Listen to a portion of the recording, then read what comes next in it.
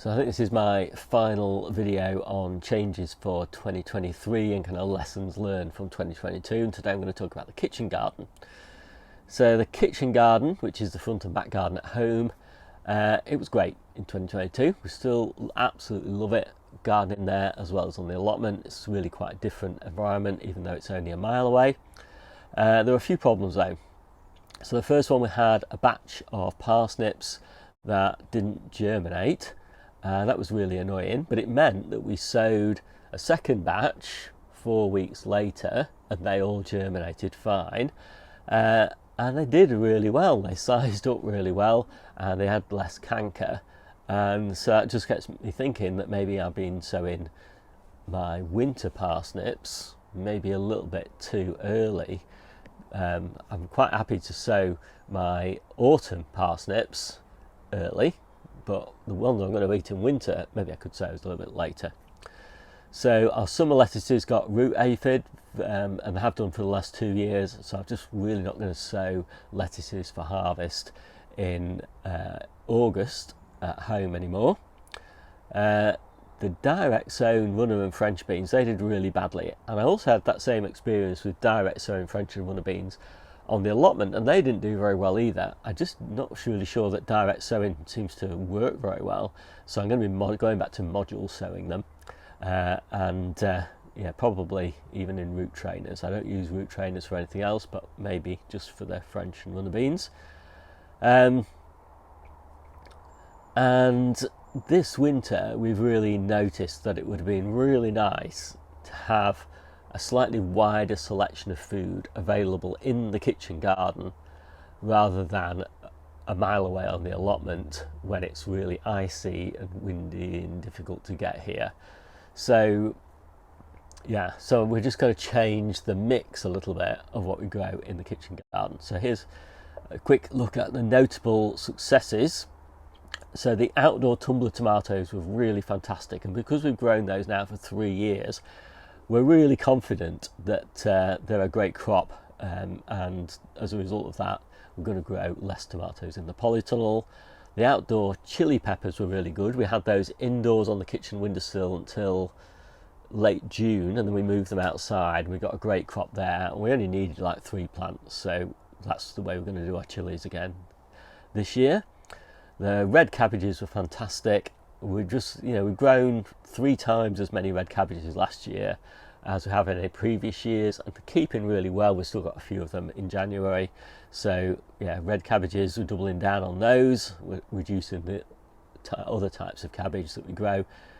Particularly, I think the red cabbages are pretty good if you've got any slug issues, because they're so tightly bound and everything, you seem to get less slugs inside them. We've really enjoyed the permanent climbing frame that we've got back home as well. That looks really nice. The kids really like it. I really like it. Debbie likes it. We all like it. So we kind of hanging baskets from that early on in the season, and then we have been climbing up it later on in the season, and then in autumn we have hanging baskets on it again. So that's worked really well. One of the things I was doing for the first time last year was I started things in hanging baskets in the polytunnel, so things like tomatoes and strawberries, and then I moved some of them back home onto the outdoor climbing frame, and that was a nice blend really, because it meant I got them nice and early because I started them in the polytunnel, but as soon as it was warm enough outside I could take them home, where they looked nicer and they were better for snacking. It's raining. So last year we moved all the potatoes out of the back garden to the side of the house on the drive, and I put them in between all my trees down there that are in the dustbins, and they did really well, so I was really happy with that. We grew so many potatoes that we decided we'd grown far too many potatoes now for the number that we eat. So we are going to use that drive though for growing much more next year, in particular things that like a little bit of shade, so things like lettuces and chard and spinach and things like that. And I'm going to use some of those big potato tubs for growing carrots in the kitchen garden as well. So there are some big changes though that I want to make.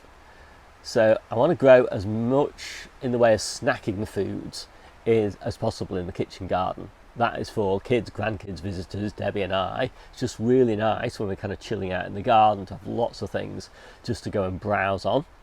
As a result, we're going to grow a few outdoor cucumber plants as well, and full range of salad ingredients up until August, and then no lettuces because of this problem with the aphids, although we might grow a few on the drive in the containers.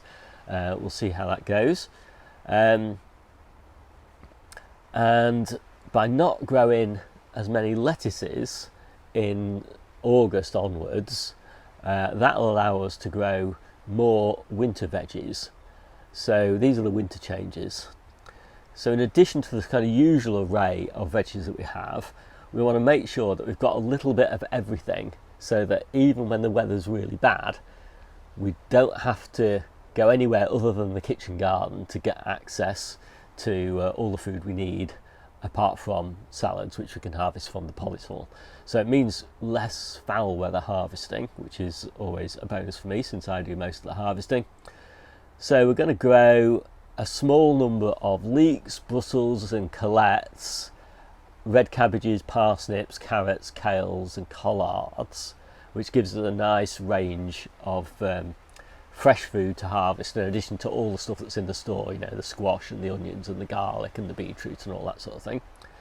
And as I said, a small number of the salad ingredients in the polytunnel. So salad rocket, salad onions, carrots, miner's lettuce, lamb's lettuce, etc., etc.